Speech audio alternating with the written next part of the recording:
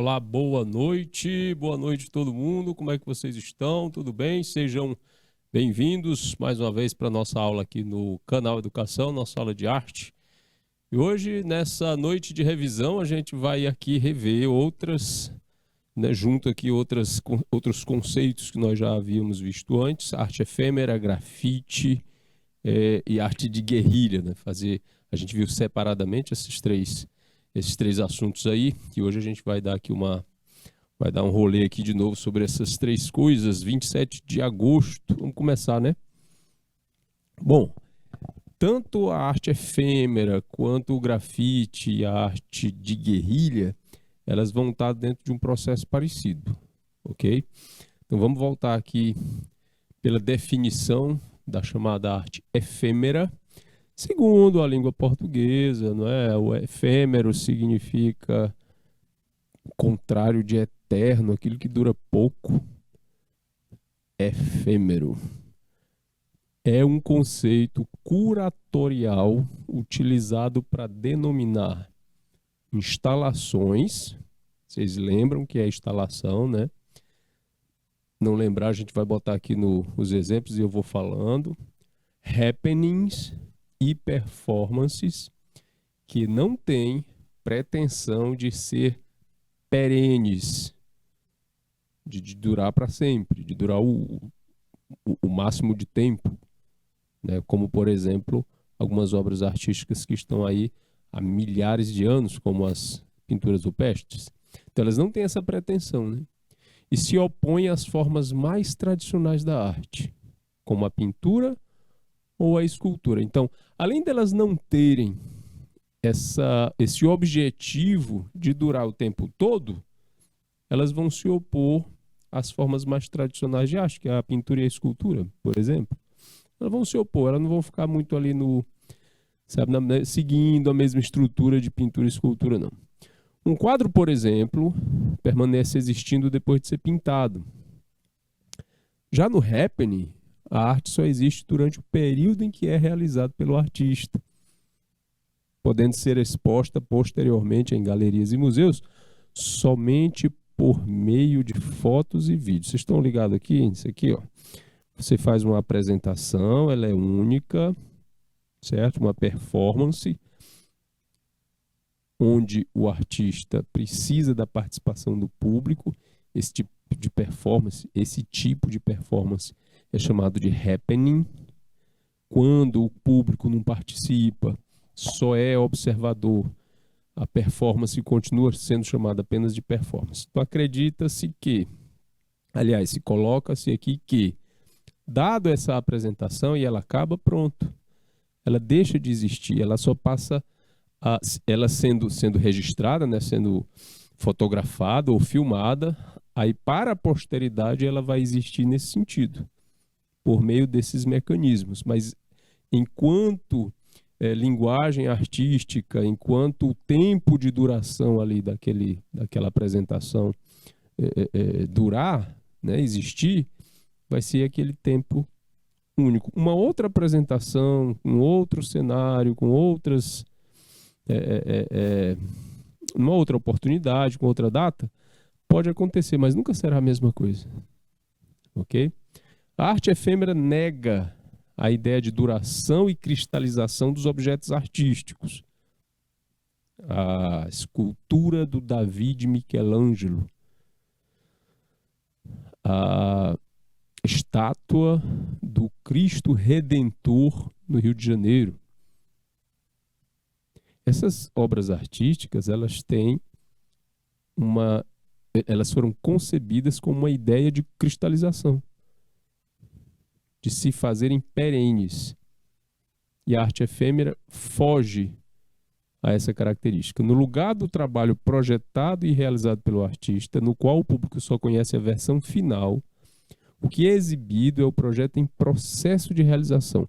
Na arte efêmera, o que é exibido é o projeto em processo de realização, de forma que a própria noção de obra como objeto plenamente realizado é posta em xeque.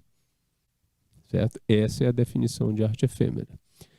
Para ir entendendo a definição, a gente vai mostrando os exemplos. O público, por exemplo, passa a ter papel ativo nos processos propostos pelos artistas. Dentro da arte efêmera, a participação do público é importante. Em diversas instalações, a obra depende de interação com o público. E isso é uma característica importante desse tipo de arte como arte de vanguarda, a chamada arte interativa.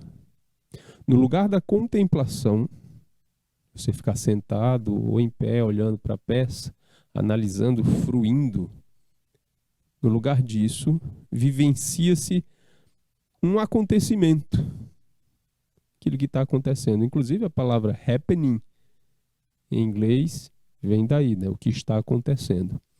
As propostas de arte efêmera ampliam os horizontes da obra de arte ao serem realizadas em espaços não institucionais, como ruas, praças e parques. Como assim lugar não institucional? Os lugares institucionalizados para que a arte aconteça tradicionalmente são as galerias, os museus, as exposições artísticas. E a boa parte da arte efêmera, né, em quase sua totalidade, vai acontecer em lugares que não são tradicionais, as ruas, as praças, os parques. E ao utilizarem materiais diversos, como terra, folha, detrito, etc., eles valem-se muitas vezes do corpo do artista e do público também. Então a gente vê de cara que é um tipo de arte que não está procurando apenas se instalar no tempo, mas ela procura mais do que isso, né, acontecer e ficar na memória das pessoas, na memória de vivência prática. Não é, eu fui no Museu do Louvre e eu vi, depois de muito me acotovelar na multidão, eu consegui ver a Mona Lisa. Fiquei 2 minutos na frente dela e depois fui empurrado para a direita, para a esquerda, para o lado. Fui ver a exposição que fica ali no museu na Itália e vi o Michelangelo, não o Michelangelo em cima, você viu a estátua do Davi do Michelangelo, por exemplo. Você ficou lá, fiquei lá olhando 2 minutos, 3. É interessante, é grande, eu achei que fosse menor, tem 4,10 metros de altura e tal. Pronto, você vai embora, você tira foto e a obra fica lá. Tá lá, você volta de novo, ela tá lá do mesmo jeito, para você fruir de maneira diferente, ou você diz, já vi, não quero ver de novo. No caso da arte efêmera, o que vai ficar é a tua vivência prática, a tua experiência com o processo. É aí que mora o objetivo desse tipo de arte, de fazer você fruir internamente, vivenciar e guardar como experiência. Certo? Então, o corpo do artista vai muitas vezes fazer parte, né, quando a gente fala de performance onde o artista usa o próprio corpo como tela e as pessoas são convidadas a compor a pintura no corpo desse artista, ou quando o artista bola uma atividade em que as pessoas interagem com o processo e aí elas estão, de repente, se vendo dentro da atividade artística e vão carregar isso como memória e de vivência artística. É exatamente aí que mora o objetivo desse tipo de arte, que vai ser chamado de arte efêmera por conta disso. Nas décadas de 50, continuando aqui com o nosso texto, nas décadas de 1950 a 1970, as artes visuais passam por transformações diversas, né? Chamado início da arte contemporânea, que a arte moderna vai do final do século XIX, início do século XX, até mais ou menos as décadas de 50 a 60. Então, entre 50 e 70, a transição da chamada arte moderna para a arte contemporânea. E elas passam por muitas transformações. Aí vem o movimento neodadá, que é o neodadaísmo, o grupo Fluxus, o músico americano John Cage, entre outros, vão passar a subverter as maneiras tradicionais de realização e exposição de arte. Subverter as maneiras tradicionais significa transformar, rever, recolocar, ressignificar essas maneiras tradicionais de realização e exposição de arte. Se os museus, no início da década de 60, começam a abrigar as chamadas instalações, os espaços fora das instituições de arte transformam-se em locais de manifestações artísticas. Então, gente, é um tipo de arte que vai estar muito presente também numa linguagem ativista. Como ela é de contestação, em maior parte, né, na sua quase totalidade, ela vai ser um tipo de arte de ativismo, de contestação. Ela vai mexer muito com essas coisas das transformações políticas, sociais e econômicas. Então, grupos sociais, né, de luta por direitos de minorias e tudo mais, vão estar muito associados a esse tipo de expressividade artística. Porque, ora, se sai do tradicional, se sai lá da galeria, né, onde geralmente, dos museus, onde a arte é isolada para poucas elites, então é claro que as minorias sociais, os ativismos dessas minorias vão estar mais ligados a essas expressividades aí. Então elas vêm para subverter. E os espaços onde essas minorias se expressam mais, a praça, os parques, se são esses os espaços, é lá que eles vão acontecer. Fora das instituições de arte, né? Eles vão se transformar em locais de manifestação artística. O grupo Fluxus, fundado pelo artista lituano George Maciunas, composto da artista plástica japonesa Yoko Ono e do poeta inglês Dick Hinks, entre outros, vai evidenciar em seus trabalhos a constante mutação da natureza e conta com a participação de outros artistas ou do público em seus procedimentos. Uma de suas ideias principais é de que a vida pode ser vivida como arte. Aí já é um outro questionamento, uma outra visão sobre essa produção artística tradicional que vai trazer, né, apresentar para a gente uma arte que deve ser vivida por pessoas escolhidas para. Eu, por exemplo, conheço a Mona Lisa como muita gente conhece, por fotografia, por vídeo, mas eu nunca fui lá para ver. Nunca fui a Paris, nem ao Louvre para ver a Mona Lisa. Então, qual é a minha vivência na totalidade em torno dessa questão?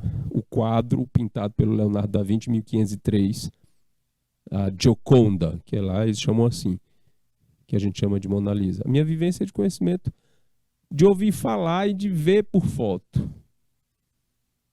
Então, isso indica que o espaço Museu do Louvre é elitizado demais para muitas pessoas e distante. É um dos pontos, né, em que fazem com que a característica da arte efêmera, que é de subversão, certo? Vai propor uma arte que pode ser vivida e não apenas fruída, apresentada. Tem gente que acha que a Mona Lisa é um quadro imenso. De tanto que o lobby da imagem é colocado como uma obra super importante. Então, se ela é importante, então ela deve ser imensa. Ela não tem 60 centímetros de largura. Já ouviu falar das medidas? Não tem 80 centímetros de altura. É um quadro pequeno, é um retrato. Nós, tudo isso. Só. É preciso vivência para isso. No Brasil, as formas de arte que se encaixam nesse conceito vão surgir no final da década de 60 e na década de 70. Vão ser influenciados pelos movimentos artísticos europeus e americanos. Parte dos artistas brasileiros passa a questionar escolas e museus, outra vez a questão da subversão tradicional, da subversão à tradicionalidade, e propor novas formas de arte. Soma-se a essa influência o cenário político do Brasil em regime ditatorial militar desde 1964. Aqui tem um número a mais. Meu Deus. A repressão, a violência e a censura no país vão gerar resposta por parte de um grupo de artistas cujas obras têm caráter contestatório, não apenas em seu conteúdo, mas também em sua forma. Então isso vai criar aí um momento de tensão e de questionamento, né? A repressão, a violência, a censura vão promover essa tensão para o questionamento que já era levantado por esse tipo de arte há um tempo. Em 1966, por exemplo, o Hélio Oiticica publica o texto A Nova Objetividade Brasileira, no qual afirma nova maneira de fazer arte, chamado pelo artista de anti-arte. Quem é que falava de anti-arte na década, no final, no início do século XIX, desculpe, 19 não, 20, estou trocando tudo aqui. Quem que se colocava como anti-arte? O dadaísmo. E o dadaísmo também era um tipo de arte de contestação. Haja visto que as instituições tradicionais foi quem fez a política da Primeira Guerra. E aí os dadaístas lutavam contra isso, contra essa ideia de que o tradicionalismo não estava mais trazendo o que o mundo precisava. E se a arte tradicional era a imagem do tradicionalismo, a arte passaria a partir daquele ponto de não fazer mais sentido. Era o dadaísmo. Aí o Oiticica vem com essa mesma colocação, né, num cenário, né, brasileiro. Embora o texto não seja um manifesto de movimento específico das artes plásticas brasileiras, ele expõe novos conceitos presentes em trabalhos de diversos artistas contemporâneos de Oiticica, como Luiz Afonso Guimarães, Marcelo Nietzsche, Wesley Ducli, Lígia Pape, Nelson Leiner, Cildo Meirelles e os portugueses radicados no Brasil, Antônio Manuel e Arthur Alípio Barrio.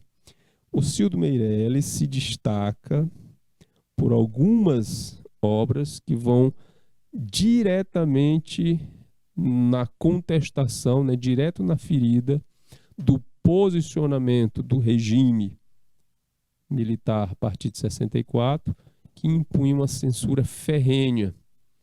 E ele vai lá e, como se diz, mete o dedo na ferida. Bom, esse aspecto todo é para explicar, nessa situação toda que eu falei aí, para explicar as características da arte, desse tipo de arte aqui no Brasil.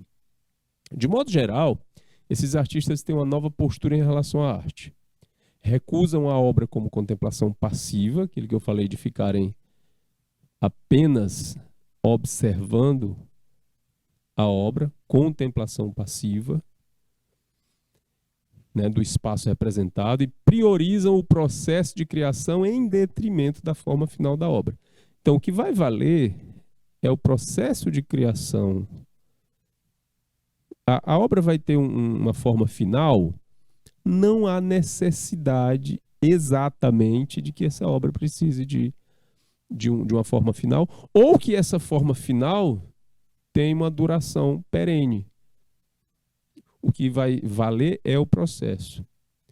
Eles entendem o movimento da arte como campo de experiência. Partem da ideia de que o homem, por meio da experiência artística, pode sair da alienação.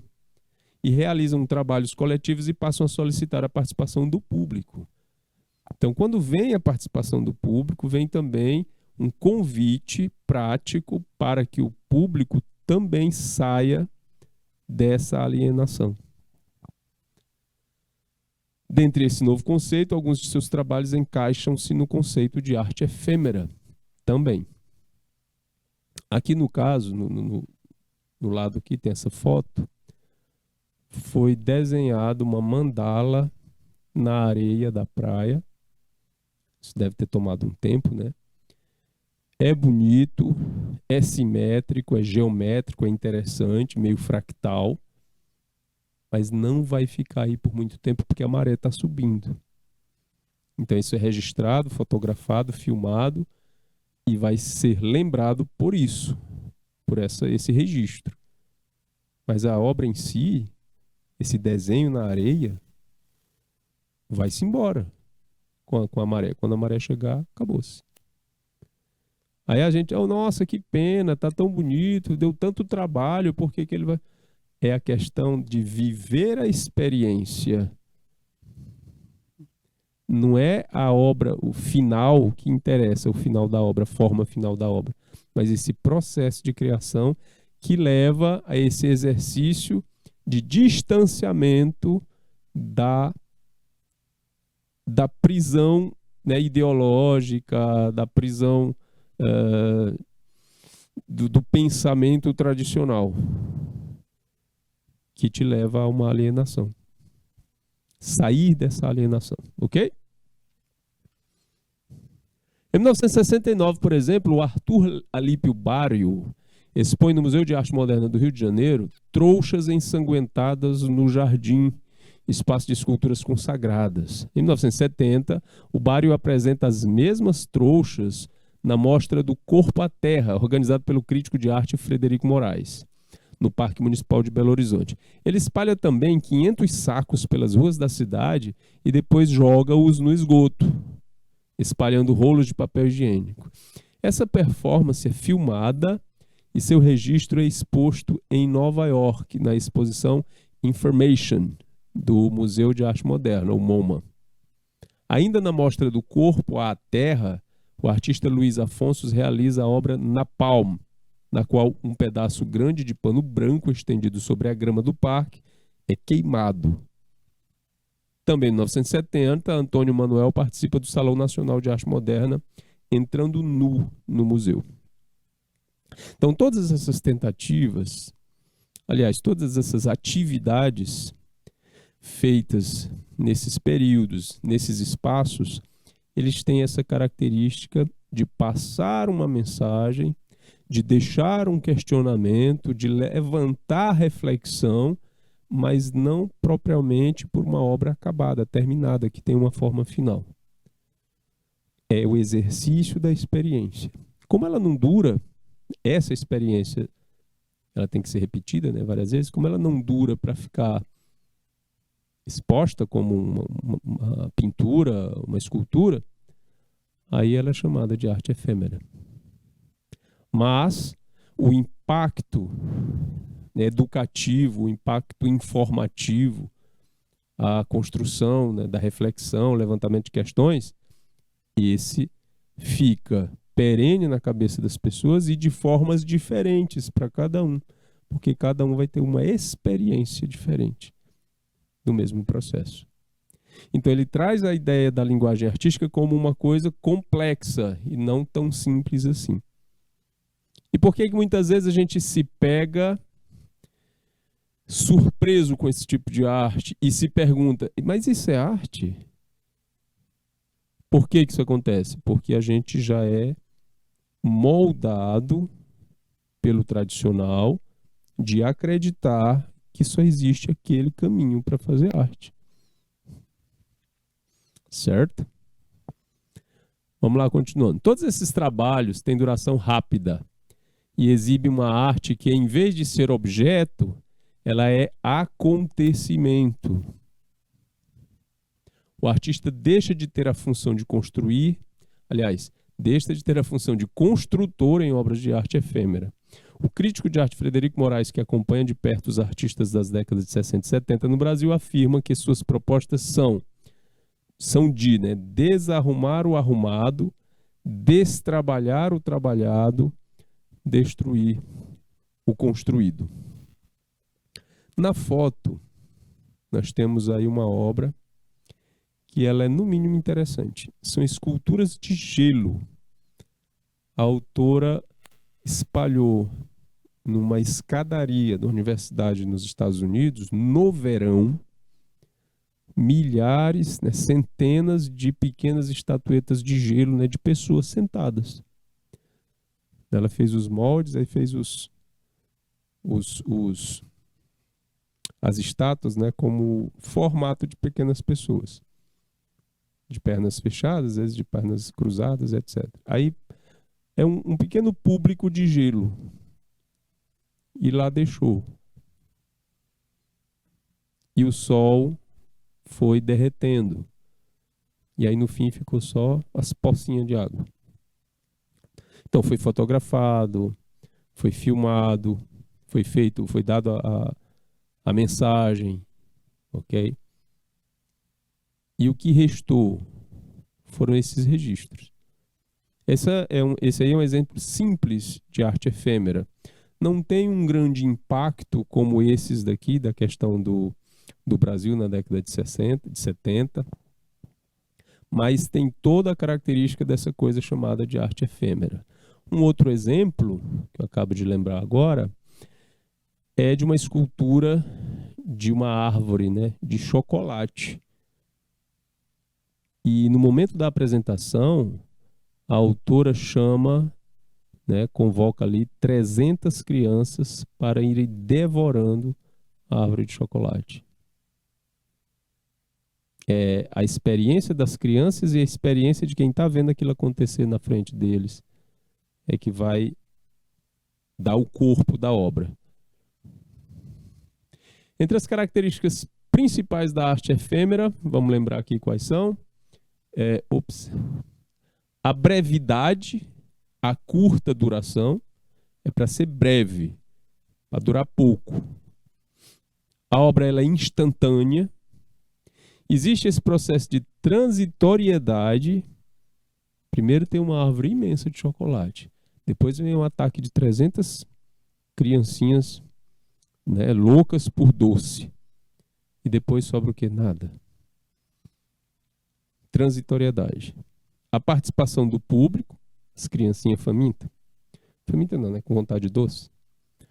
O caráter provocativo, não importa qual o objetivo final, mas o caráter provocativo vai atingir a cada pessoa de um jeito diferente. E uma das perguntas, né, que a gente mais faz nesse tipo de arte, e que é uma provocação, é quando você diz, mas para quê? Tanto trabalho, perdeu tempo. Por que ele fez isso? Isso é arte. Já te provoca alguma coisa. A proposta é conceitual. Salvo engano, a gente já viu aqui essa proposta artística, né, de arte conceitual. E o registro é feito por fotografias e vídeos. Ok? Então, essas são as características da arte efêmera. Existe um tipo de arte que é efêmero na sua história, por si só, mas depois foi ganhando status de arte não tão efêmera assim, que é o grafite. Vamos falar um pouquinho de grafite também. A história do grafite, eu tinha falado aqui para vocês, né? É sempre bom lembrar que há diferentes relatos sobre o surgimento do grafite, né? Da forma como é conhecido atualmente, do jeito que a gente conhece hoje, existem diferentes relatos.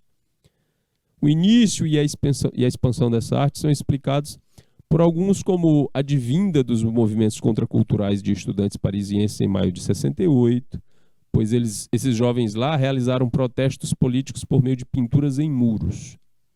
Sabe aqueles protestos políticos que se pinta muito em muro, né? Frases de efeito, né? Fora, aí escreve o nome do fulano que você quer ver fora, ou da fulana, certo? Daquele político que está lá e que você não quer que fique mais. Aí sempre tem essa coisa, fora fulano. É um tipo de... Isso escrito com tinta numa parede é um tipo de grafite. Aqui no Brasil, a gente denomina como pichação.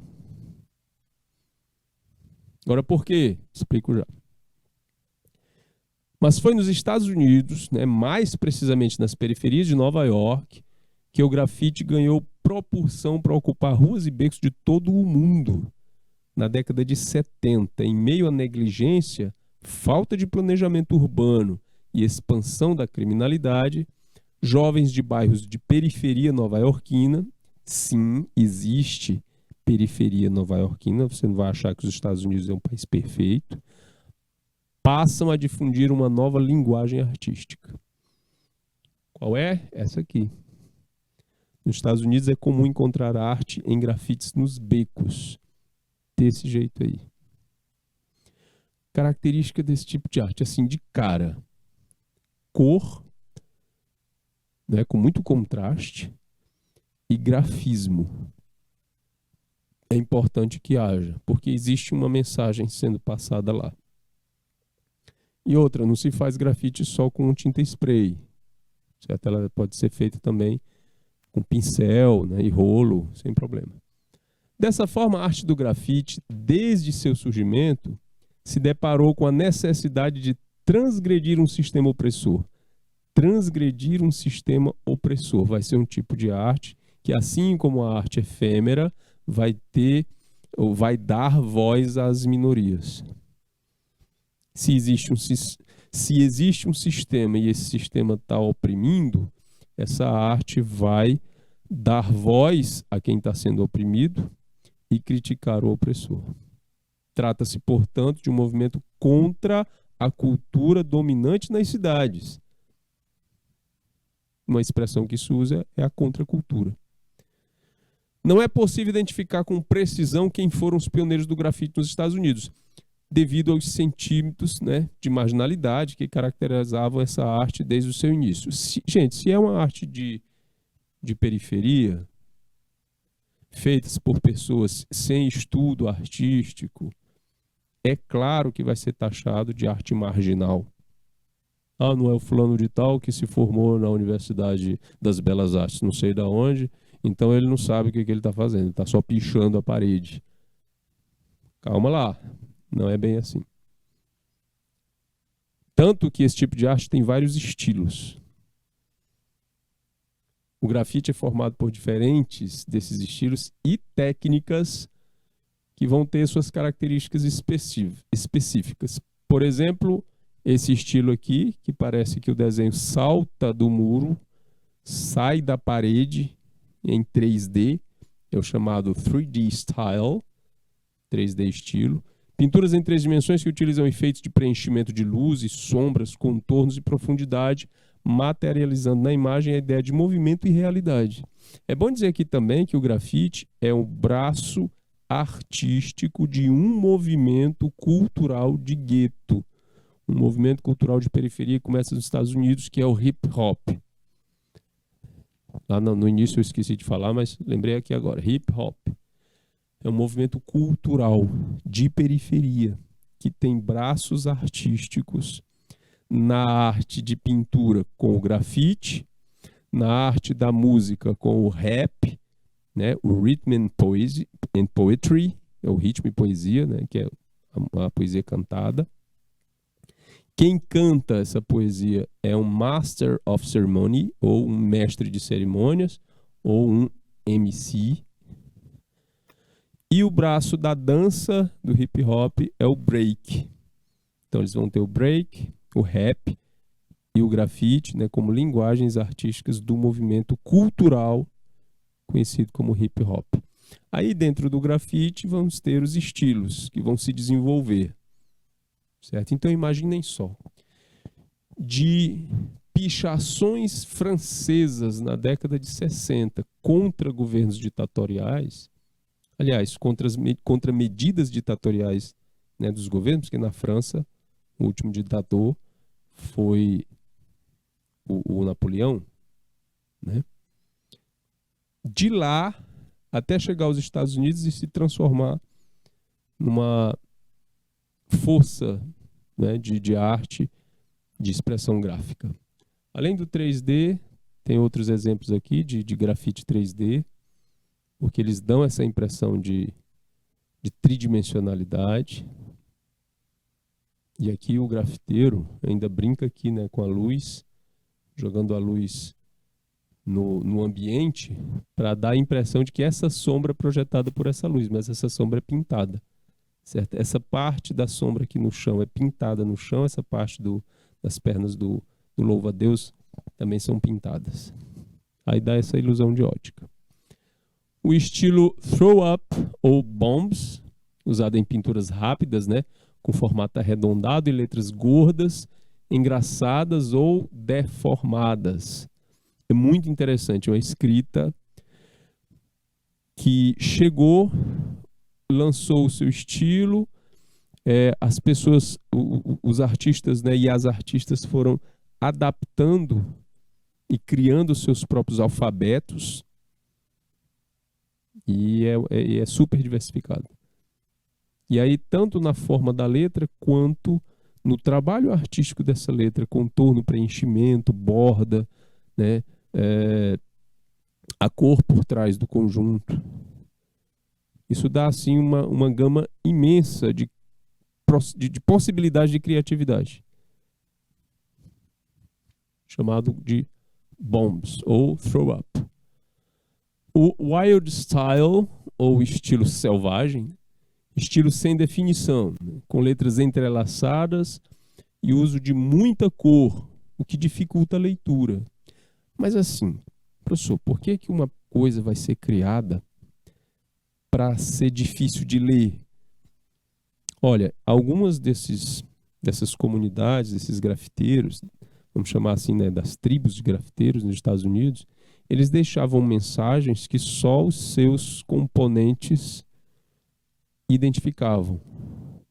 Aí muitas vezes a letra era deformada desse jeito para ficar difícil, né, outro grupo não entender o processo. Aqui mesmo tem uma frase escrita aí, uma palavra. Eu consigo identificar. Eu trouxe esse exemplo, mas na verdade eu não consegui ler direito.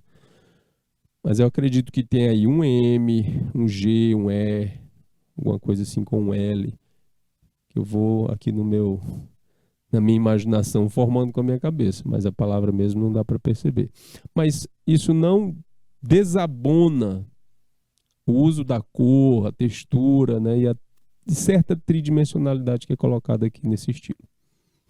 Certo? Outra coisa, aqui no Brasil, para ser considerado grafite, além de ter forma artística, projeto artístico, precisa da autorização dos proprietários da superfície que vai ser pintada. Certo? Se for um muro de um órgão público, precisa da autorização, né, dos órgãos competentes para que o projeto seja feito. Tem que ter um projeto, não é pintar qualquer coisa, certo? Se for um espaço privado, então autorização por escrito. Quando não é, pode até ser bonito desse jeito aqui, visualmente impressionante. Mas se não for autorizado pela lei do grafite no Brasil, não é chamado nem de grafite. Porque aqui a gente arrumou um nome, pichação. Por que eu estou dizendo isso? Porque fora do país, tudo é grafite. Eles vão chamar de grafite tanto esse aí, como arte, quanto o que a gente chama de pichação.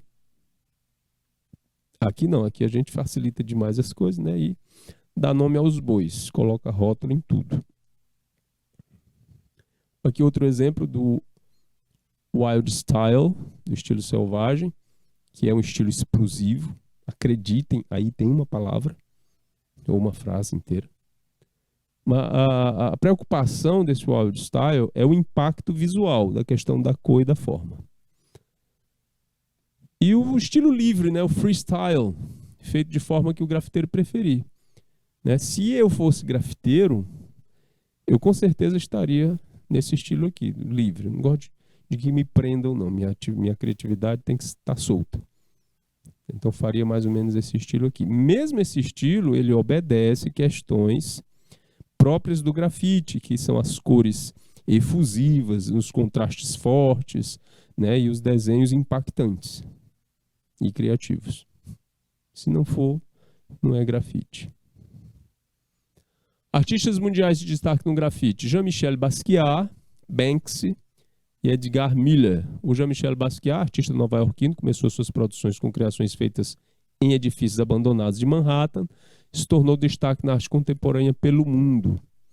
O Banksy, com uma estética única, o artista inglês é considerado como um dos mais famosos grafiteiros do mundo. Suas obras são feitas pela técnica do stencil, caracterizada pelo desenho feito inicialmente em um suporte com um papelão e posteriormente colocado à parede. E o Miller, o artista alemão, ficou conhecido por seus desenhos tridimensionais impressionantes, marcados pelos efeitos de ótica e qualidade artística. Tem muitos mais, mas os mais conhecidos são esses. O grafite no Brasil segue a mesma situação, só que vamos destacar o Alex Valauri, né? Esse texto aqui foi bem falado na aula passada, não precisam me empreender muito nele, só se lembrarem do nome do Alex Valauri, que é um nome importante para o grafite no Brasil. Vamos ter nomes como Eduardo Cobra, Crânio e os Gêmeos, que vão fazer trabalhos parecidos, quando eu digo parecidos, de importância e de impacto, com aqueles outros 3 que a gente viu ali no slide passado, certo? E, no fim das contas, a arte de guerrilha, que é um movimento de arte de rua que surge pela primeira vez no Reino Unido, mas desde então se espalha pelo mundo e agora está estabelecido na maioria dos países, que já desenvolveram cenas de grafite. De fato, deve tanto ao movimento inicial do grafite, que nos Estados Unidos a arte de guerrilha ainda é chamada de arte pós-grafite. E a característica da arte de guerrilha é de deixar uma mensagem, certo, num espaço, com uma escultura, uma pintura ou um grafite mesmo, ou uma montagem, sem autorização de quem do espaço lá. É como se fosse uma proposta ideológica, certo? A superfície na qual é aplicada é tão fundamental para o significado da peça quanto aquela que é aplicada. Houve uma muito famosa, né, em 1989, na frente da Bolsa de Valores de Nova York, que é esse touro aqui. Ele não foi projeto, não foi a prefeitura que mandou, não foi contratação. O artista colocou lá com um propósito e acabou caindo nas graças do pessoal, e eles só moveram de local. Estava na frente da Bolsa de Valores, eles colocaram em outro local e hoje é referência, né, do Wall Street, da rua dos grandes negócios lá nos Estados Unidos. Essa é a arte de grafite. Foi bem explicadinho na aula passada. Está aqui outro exemplo, esculturas que vão tratar da questão ambiental, isso daí é no Canadá, golfinhos enlaçados com essas anilhas de plástico aí por causa do lixo. A nossa arte de grafite também é considerada, né, uma arte de guerrilha. Pois bem, pessoal, esse foi nossa revisão dessas 3 aulas. Obrigado por terem ficado comigo até agora. Um grande abraço, um ótimo final de semana para todo mundo e tchau!